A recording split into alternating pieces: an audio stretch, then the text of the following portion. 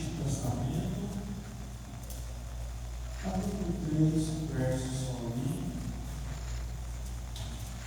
ao verso 5.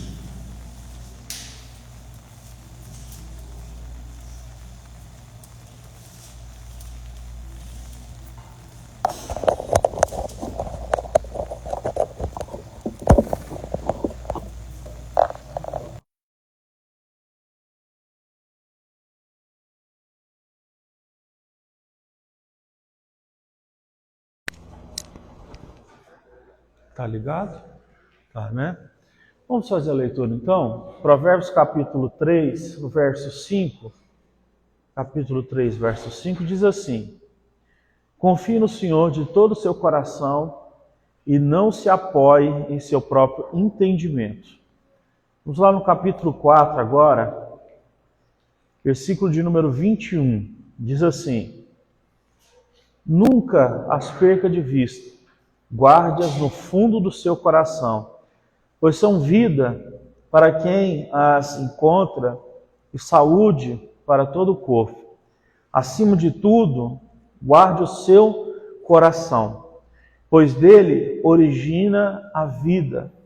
Afaste da sua boca as palavras perversas, fique longe dos seus lábios a maldade.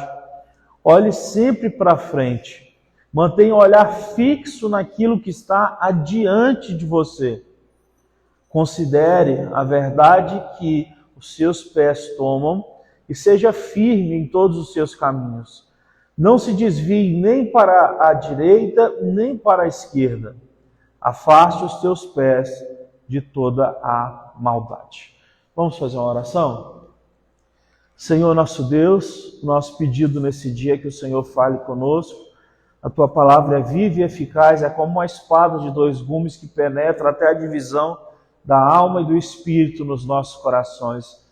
Nós sabemos que a sua palavra aumenta a nossa fé, a sua palavra derrama graça sobre nós. Ó Deus, e o nosso pedido é que a tua palavra, Senhor Deus, possa, ao mesmo tempo que ela possa gerar fé no nosso coração, ela possa impregnar a nossa mente para que assim, quando as dúvidas e as setas vierem tentar, ó Deus, tirar o brilho da glória do Senhor, que a gente possa, ó Deus, sermos capazes de vencer essas setas por meio da tua palavra, porque a tua palavra é a verdade e é por meio dela que assim nós nos vemos, ó Deus, vitoriosos contra o maligno. Ajuda-nos, ó Deus, a meditar e a memorizar a tua palavra. Foi assim que Jesus Cristo venceu o inimigo das nossas almas, declarando a palavra que estava escrita. Que o Senhor nos dê essa graça, no nome de Jesus. Amém. Amém. Pessoal, o livro de Provérbios foi escrito por Salomão, filho de Davi. Agora eu quero que você imagine comigo que a vida desse homem não era para ser fácil. Por quê? Ele foi filho do maior rei de Israel. Eu quero que você pense numa pessoa que vai herdar a mesma profissão do pai e que esse pai foi o melhor do que já existiu nessa situação. Davi tinha sido o maior rei de Israel.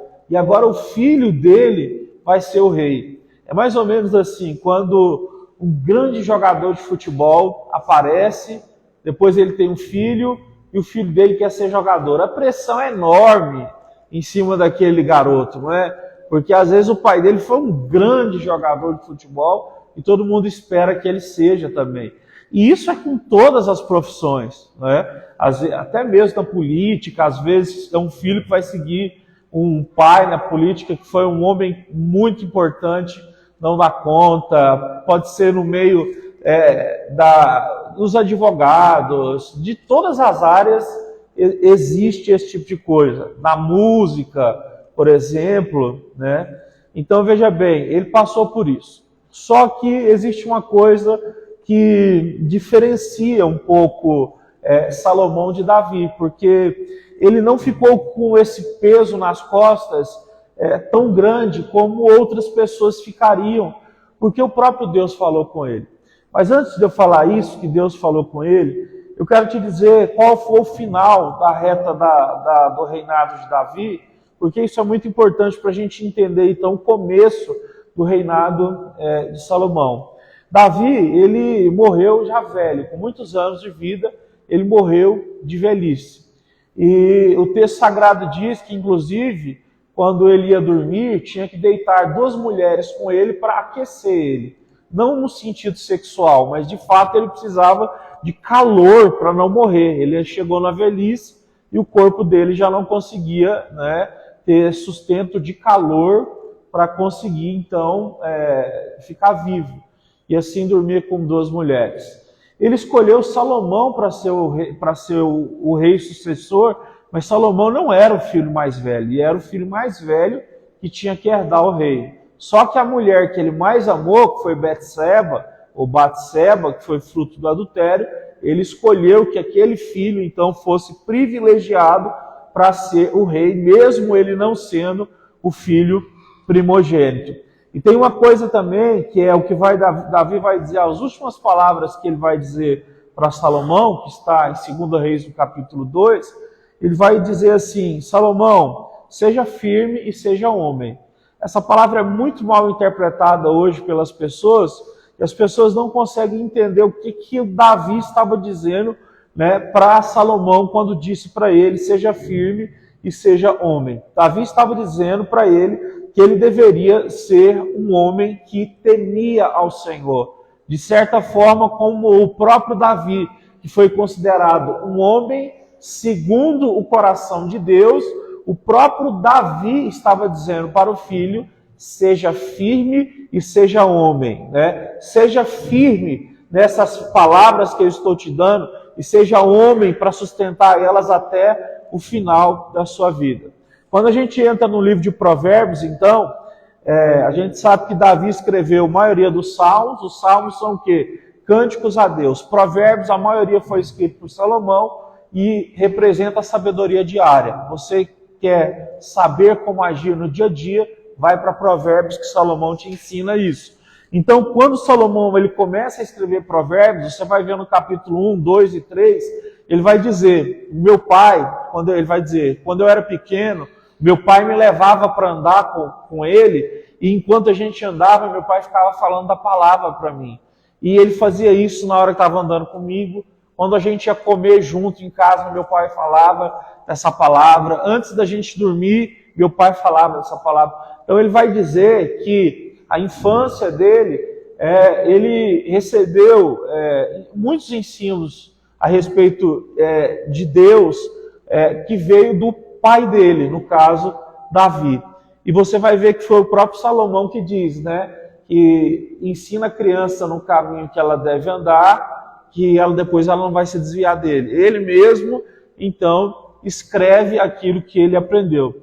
Só que a gente sabe que aconteceu algumas coisas na vida de Salomão, e a gente não pode deixar isso passar.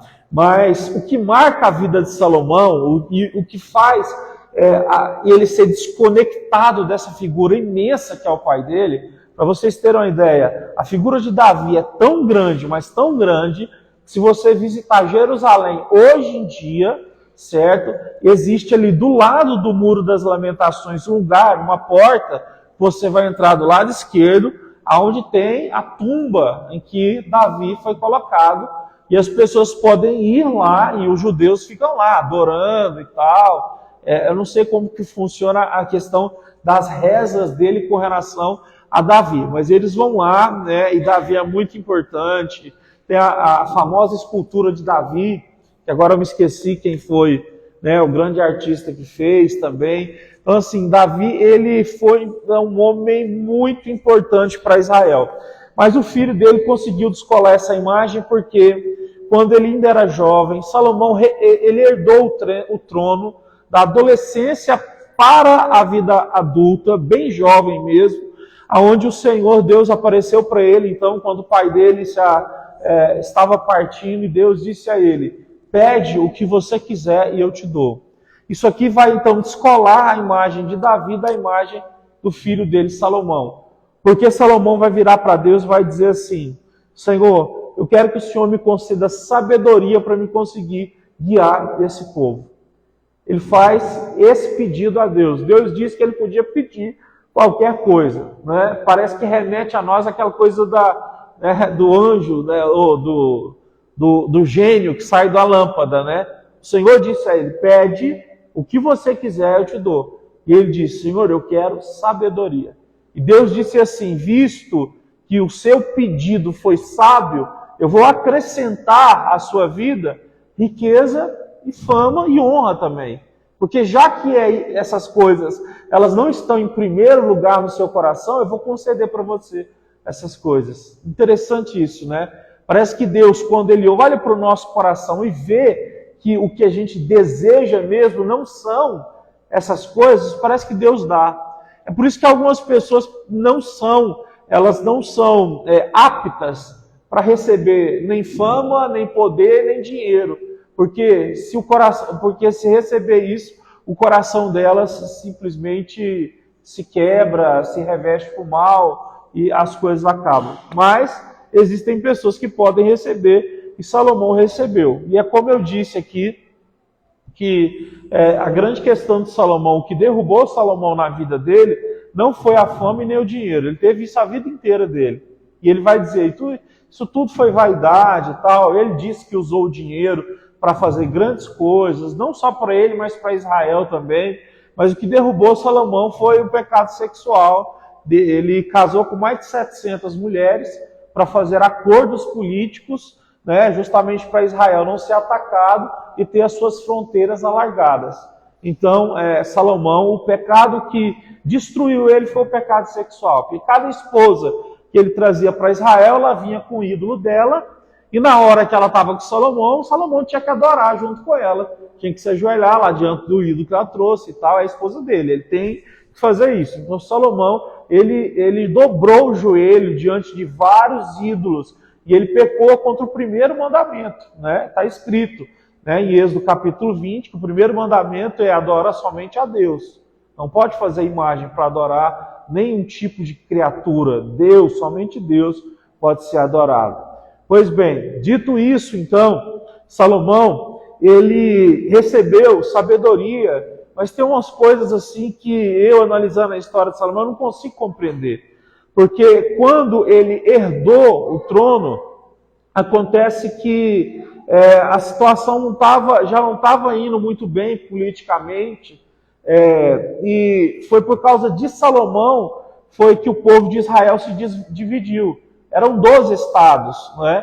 E foi por causa de Salomão que se dividiu 10 estados para um lado e Judá e Benjamim do outro, por causa dos pecados que ele tinha cometido, e por aí vai. Pois bem, isso é só uma introdução. Vamos no que realmente importa.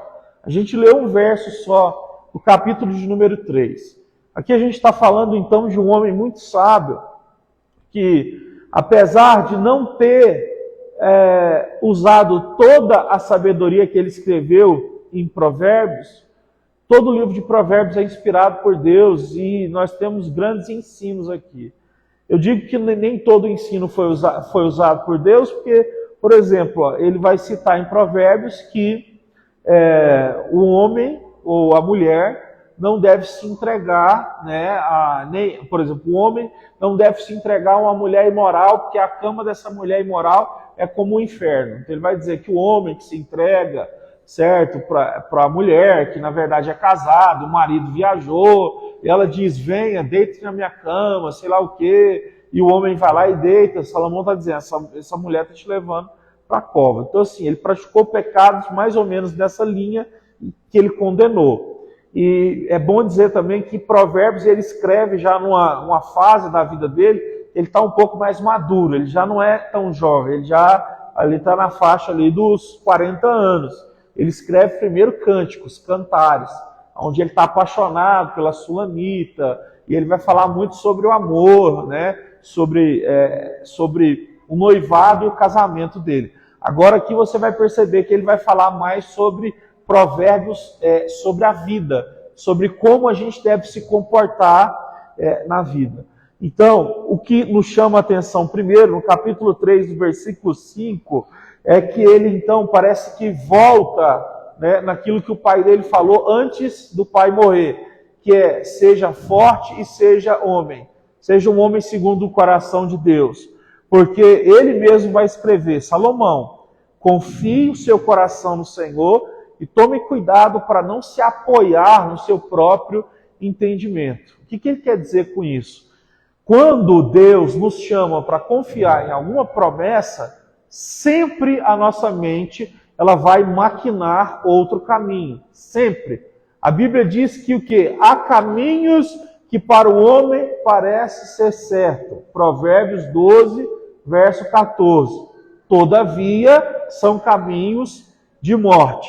Salomão vai dizer então que sempre que nós somos chamados à obediência, nós vamos ter que lidar com a nossa mente. A nossa mente, ela sempre vai nos falar coisas quando nós estivermos em momentos em que nós temos que obedecer. Então, eu e você precisamos parar para pensar sobre isso, porque obedecer a Deus não é fácil. Às vezes, os caminhos que a nossa mente, né, as tramas que a nossa mente cria, elas são mais fáceis, elas vão cortar caminho, elas vão fazer com que de alguma forma a gente precise, entre aspas, sofrer menos. Mas a gente não pode se deixar levar pelo que a gente pensa, nós temos que ficar na palavra de Deus. E o que eu quero dizer é isso, sabe? Muitas vezes a gente abandona a palavra de Deus para seguir os nossos próprios pensamentos. E os nossos próprios pensamentos nos enganam. Porque a Bíblia diz que, aqui quando o texto está dizendo, não confie o seu coração no Senhor, coração quer dizer mente, sentimentos, né, e pensamentos. Isso quer dizer a palavra coração. Então, cuidado para que nesses momentos que Deus falar com você, as suas emoções não te enganem, os seus pensamentos não te enganem, né, a sua inteligência não te engane. Porque a própria palavra de Deus vai dizer que o quê? Que corrupto é o coração do homem, mais corrupto do que todas as coisas, enganoso é o coração do homem. Jeremias 17, versículo 9. Jesus vai dizer em Marcos 4 que de dentro do nosso coração saem os desejos de fazer coisas erradas. Então, quando eu estou diante de uma palavra de Deus e diante dos meus sentimentos, pensamentos e inteligência, eu preciso tomar muito cuidado para que eu não haja segundo o meu ponto de vista. A pergunta sempre deve ser: qual é o ponto de vista de Deus?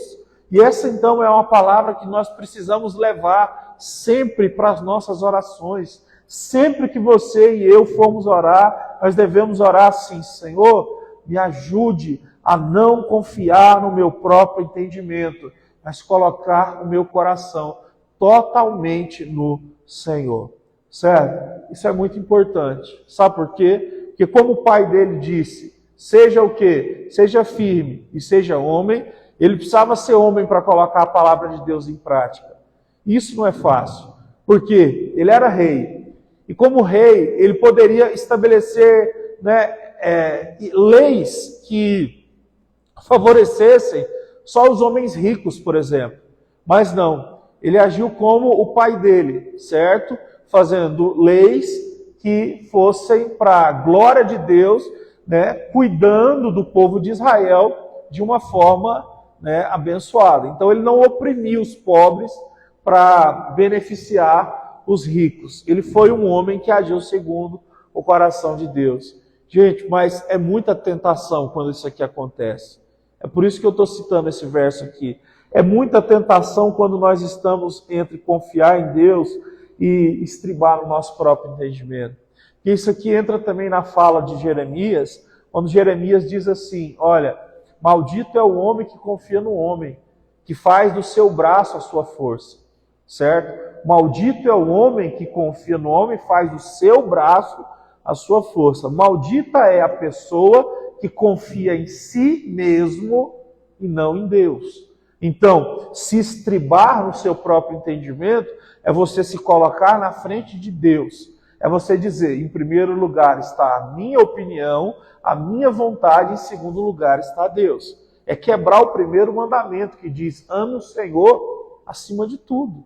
Então é algo seríssimo que nós precisamos parar para pensar. É por isso que ele mesmo vai nos ensinar, em Provérbios 16, do versículo 4, ele vai dizer assim, né, coloque todos os seus planos diante do Senhor e o que ele falar que é o certo, você dá continuidade, você avança. Ele também ensinou Salomão que os planos do nosso coração são como águas profundas, e só Deus pode discernir. Então, de dentro de nós pode surgir muitas coisas, muitas ideias, muitas coisas que podem nos fazer querer mudar os caminhos da nossa vida. Mas a pergunta é, e Deus, onde Ele está nisso? Nós temos orado? Nós temos esperado Deus responder? Se sim, então, se nós temos esperado, glória a Deus, porque nós estamos confiando o nosso coração no Senhor e não nos estribando no nosso próprio entendimento. Isso tem tudo a ver agora aqui no capítulo 4 que eu li, tá, o capítulo 4, verso 23, olha o que Salomão vai dizer. Ele vai dizer da seguinte forma, 23.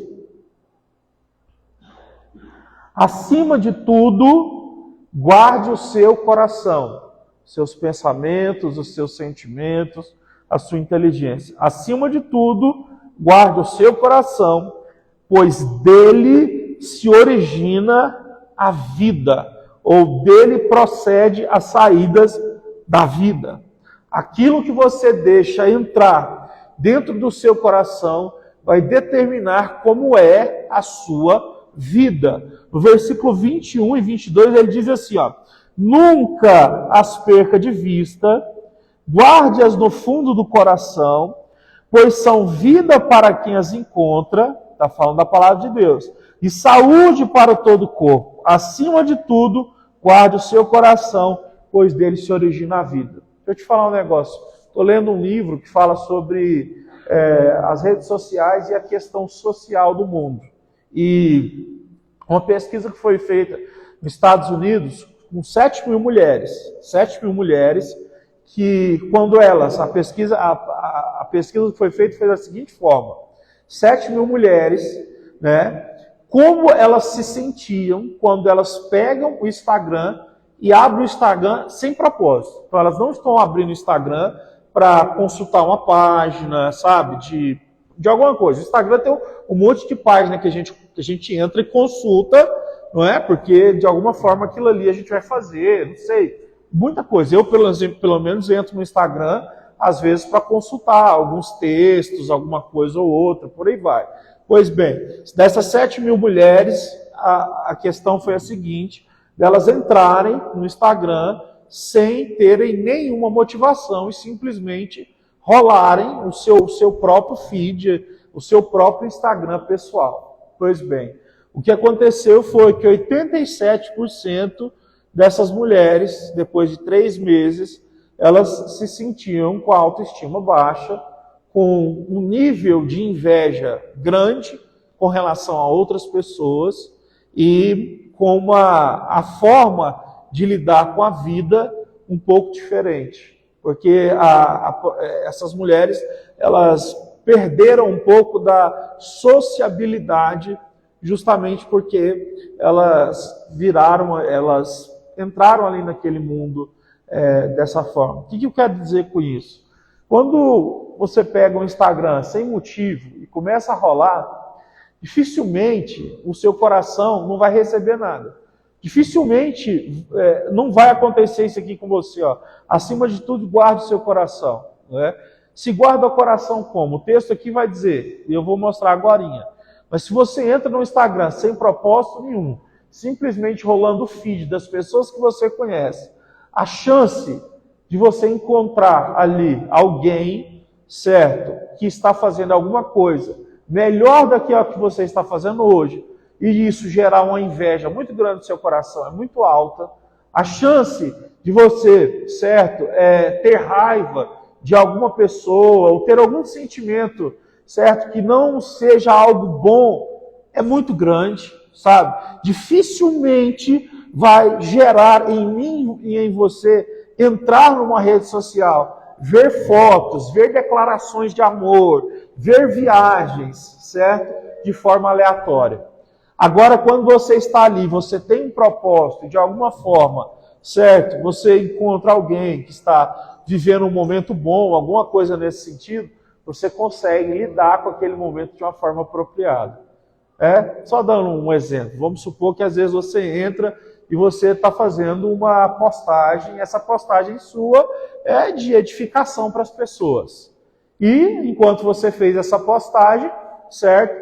Você olhou mais algumas pessoas e você viu algumas pessoas se casando, outras viajando, outras fazendo alguma coisa. O seu sentimento diante dessas coisas que você está vendo é diferente. Isso pelas pesquisas que foram feitas. Porque agora você já não tem mais esse sentimento de que você está simplesmente, como é que eu posso dizer, passivo, atrasado, não produzindo nada, não fazendo nada. Você fez. E o que você vê agora acontecendo nos outros faz sentido. Você consegue fazer o que a Bíblia diz, sorrir com os que sorriem. Entendeu? E isso é fundamental para a nossa vida. Então, quando o texto diz, acima de tudo, guarde o seu coração, isso é muito importante. Jesus disse, se os seus olhos forem bons, todo o teu corpo vai se encher de luz. Mas se os teus olhos forem maus, o seu corpo vai se encher de trevas. Se a gente se abrir, certo, simplesmente para ficar nessa posição, como é que eu posso, essa posição passiva de mentalidade, isso vai sujar a nossa mente, isso vai sujar o nosso coração. Mas não vamos conseguir andar com Deus quando isso acontece. Como é que faz para o coração ser guardado? Verso 24. Afaste da sua boca as palavras perversas, fique longe dos lábios da maldade. Isso aqui é uma das coisas mais difíceis que tem. Parar de falar mal das pessoas. A Bíblia diz que o salmista orou e ele disse assim, Senhor, põe um anjo na porta dos meus lábios para eu não pecar contra ti. Salmista pedindo, põe anjo na porta dos meus lábios, porque é difícil demais parar de falar mal dos outros. E tem um texto em Provérbios, tem um texto inteiro na Bíblia, o capítulo 3 de Tiago, falando isso. Poxa vida, pode de uma boca jorrar 2 tipos de água? Água doce e água salgada?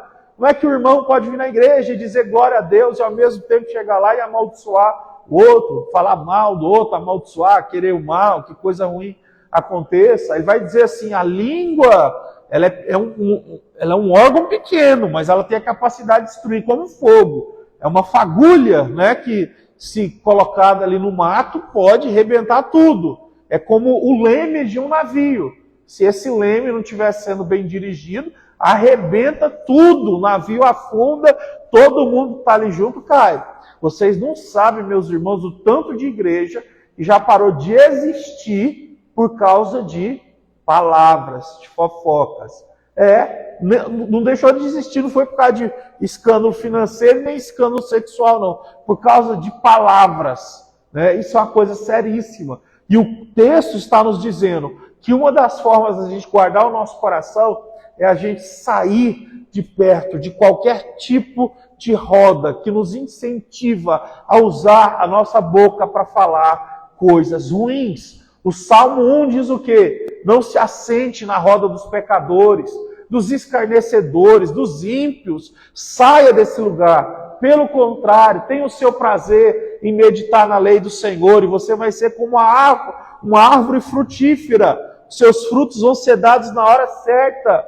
E eles ainda vão crescer mais, depois de serem podados, ainda vão continuar crescendo. Então, a língua é um mal terrível, que Deus nos chama para que ele possa ser, para que esse órgão possa ser disciplinado. Tem um fruto do Espírito que é o domínio próprio. Talvez seja uma das coisas que a gente mais precise buscar nesses últimos dias, que é o domínio próprio. Então, o texto diz, se você cuidar da sua língua, você está guardando o seu coração, de entrar coisas ruins. Verso 25. E já não demora mais a palavra.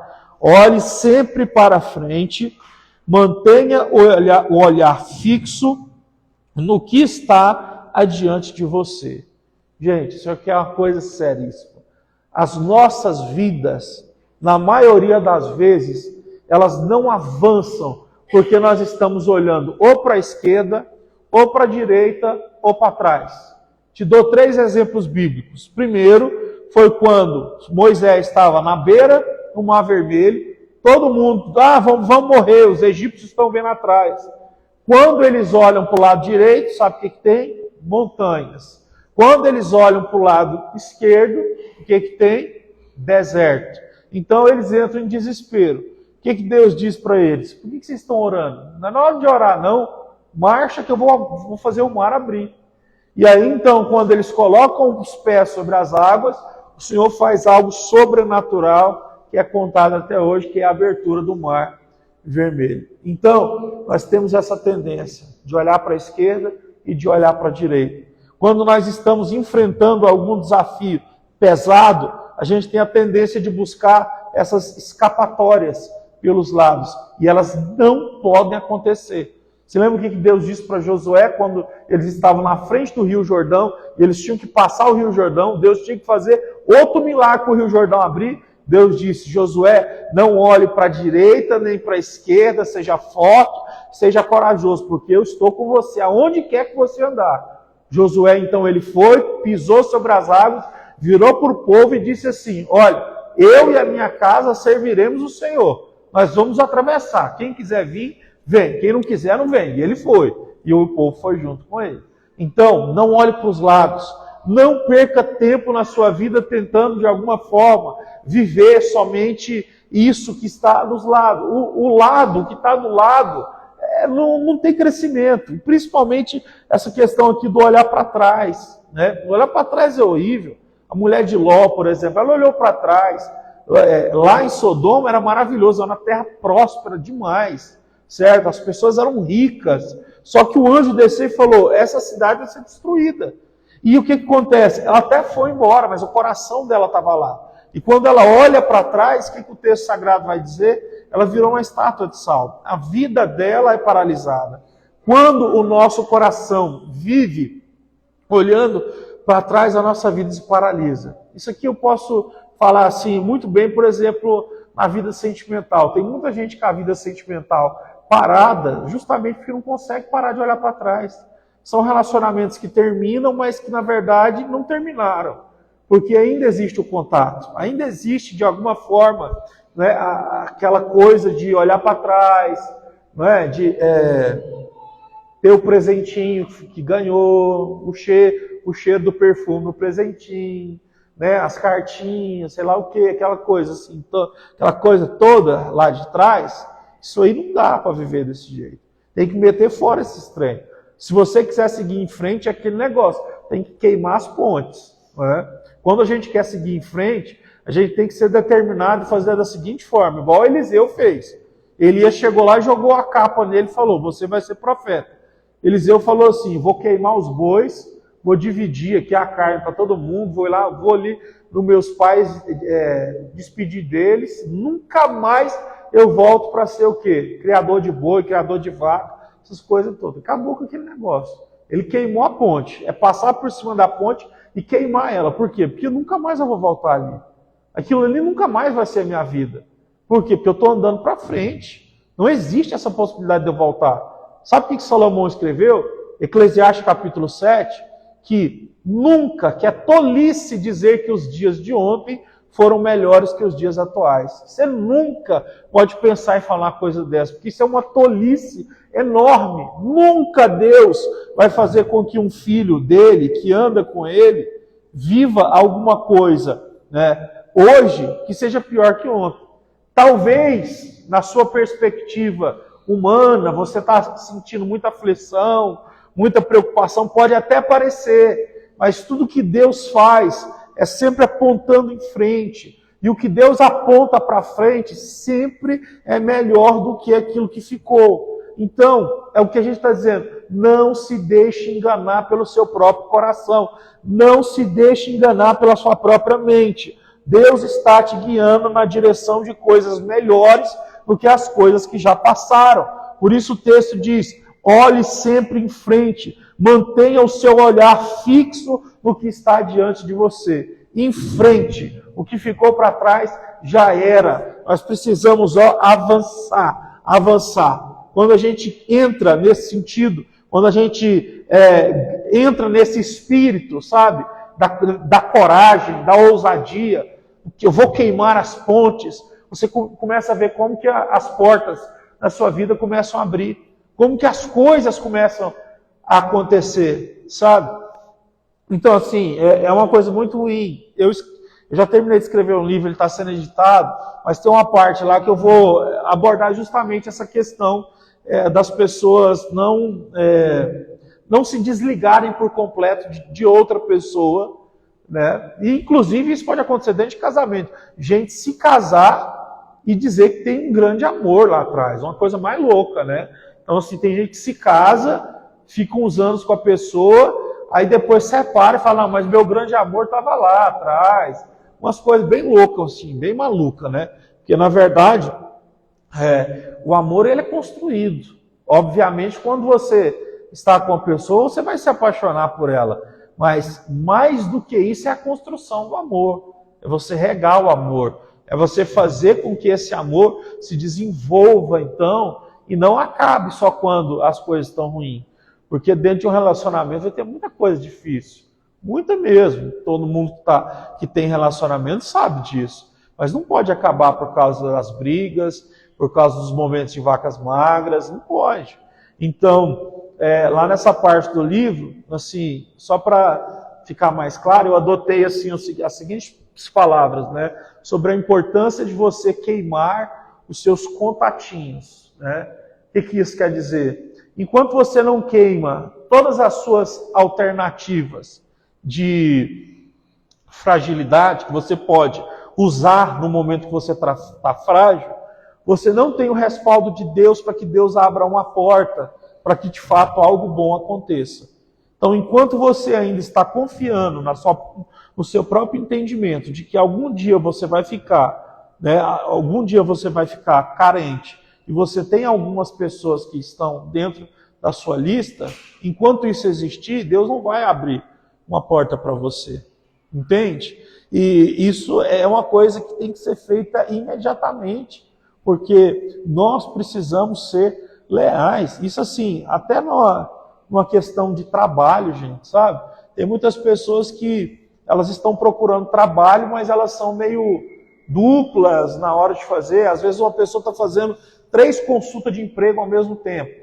E aí essa pessoa meio que está se movimentando de uma forma que quebra a ética, quebra os padrões do mercado, que é ruim, que não é uma coisa de alguém que serve a Deus. A gente precisa, então, parar de agir dessa forma. É óbvio que eu sei que vai chegar, por exemplo, um momento que você pode receber 3 consultas de trabalho, não é? E você pode ir, no primeiro momento, nas 3 consultas. Mas vai chegar um momento ali que não tem como você continuar partindo, indo nesses 3 lugares. Você vai precisar tomar coragem de o quê? De deixar os outros 2 de lado e dizer, não, eu estou já fazendo uma consulta de emprego, vai ter que ter coragem. E dizer, eu estou fazendo consulta de emprego ali. E se não der certo, poxa, pelo menos você foi uma pessoa de honra, né? Uma pessoa firme. Você foi uma pessoa de hombridade, como Davi disse.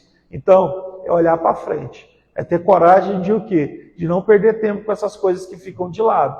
É avançar. Sem medo, avança. O que é que você quer fazer? Avança, então, nisso. Não tenha medo. Deus está com você para você avançar com coragem. Coragem absoluta, porque Ele não vai te deixar sozinho. Vamos lá, verso 26. Considere a vereda que os seus pés tomam e seja firme em todos os seus caminhos. É o que eu acabei de dizer aqui. Seja firme nos seus caminhos. Você traçou a meta aí? Você colocou como é que você vai viver? Então, coragem. Coragem para viver isso. Não se aparta para a esquerda nem para a direita. Coragem para seguir nessa direção. Verso 27 foi o que eu falei. Ó. Não se desvie. Ó. Novamente ele vai dizer isso. Não se desvie nem para a direita e nem para a esquerda. Afaste os teus pés da maldade. Essa é a nossa tentação. Deus quer que nós guardemos o nosso coração Ele diz, guarde o seu coração. Ele não está dizendo, eu vou guardar o seu coração. Ele está dizendo, guarde o seu coração. É o que nós é que temos que fazer. E eu preciso então que a gente entenda só isso aqui. Porque muitas vezes a gente transfere para Deus uma coisa que é nossa, que é nós que temos que fazer. Tem horas na Bíblia que vai dizer assim, eu te fortaleço. Tem outras horas que Deus vai dizer assim, você precisa se fortalecer. Ou esforça-te e tem de bom ânimo. Deus vai dizer para você, você vai ter que achar um ânimo onde você não tem. Se levantando, que esse ânimo vai vir. Em outros momentos Deus vai dizer, eu te animo e eu te fortaleço. Ele vai fazer isso, sabe? Colocando alguma coisa dentro de você. Aqui está dizendo, guarda o seu coração. Porque o nosso coração é que vai nos dar tudo isso aqui que a gente precisa. Coragem, graça para não olhar para os lados, graça para não ser dominado pelo passado, graça para não cair pela língua, porque a língua pode nos destruir no nosso futuro, na nossa vida, certo? E graça para que a gente não deixe os nossos pensamentos nos afastarem da nossa confiança em Deus. Nós precisamos confiar em Deus mais do que no nosso próprio entendimento. Então, em tudo, e aqui a gente finaliza, em tudo que você for fazer, por favor, ore. Mas faz o seguinte, não faz uma oração rápida não, sabe? Coloca assim, ó, Deus, isso aqui passa pela minha mente. Eu quero orar até que as coisas fiquem claras para mim. Eu quero que o Senhor me fale pela palavra, porque a sua palavra é tão rica, inclusive ela pode ter uma resposta clara em Provérbios para mim sobre o que eu devo fazer, né, com relação a esse propósito. E às vezes essa palavra vai vir para você nesse tempo. Então, não haja só por agir. Faça as coisas, certo, conforme a palavra de Deus, e Deus vai abençoar muito as nossas vidas. Você pode se colocar de pé para a gente cantar esse hino? E Jesus fortaleça o nosso coração. Deixa eu orar nesse momento, antes da gente cantar. Jesus, aumenta a nossa fé. Jesus, aumenta a nossa confiança no Senhor. Aumenta a nossa confiança a ponto de nós queimarmos as pontes. A ponto de nós pararmos de olhar para a esquerda e para a direita. A ponto de nós pararmos de olhar para trás. A ponto de nós guardarmos o nosso coração. Porque é do nosso coração que provém as saídas da vida. Um coração guardado em Deus é poderoso, porque, ó Deus, a sua palavra diz que as palavras, elas ferem como a espada, mas elas trazem cura como a medicina. Que o que sair da nossa boca seja cura como a medicina. O nosso pedido ao Senhor é, nos leve na direção do futuro, porque essa é a palavra dessa noite, é a palavra em que o Senhor quer nos levar além. E não há mais tempo. Mochilas pesadas que estão nos fazendo ficar parados no meio do caminho, ou andando devagar, ou andando, Senhor Deus, de uma forma que nós não vamos chegar onde o Senhor quer. Nós queremos colocar essas mochilas aos pés do Senhor. Como o Senhor disse aos discípulos, não precisam levar nada, nem água, nem comida, nem sacola, nada. A casa ao qual vocês adentraram, digo, que a paz do Senhor esteja sobre esse lugar. Se vocês forem bem recebidos, fiquem nesse lugar e preguem a palavra. Senhor, ajuda-nos a ter confiança de que nós podemos deixar todo o fardo pesado aos teus pés, porque o Senhor disse, vinde a mim, todos vocês que estão cansados e sobrecarregados, e eu tiro o peso, eu tiro o sobrepeso, e eu dou a vocês um fardo leve, um fardo suave, eu trago até vocês um coração manso, um coração humilde. Que essa bênção esteja sobre nós. Aceita o nosso louvor, a Deus. Em nome de Jesus.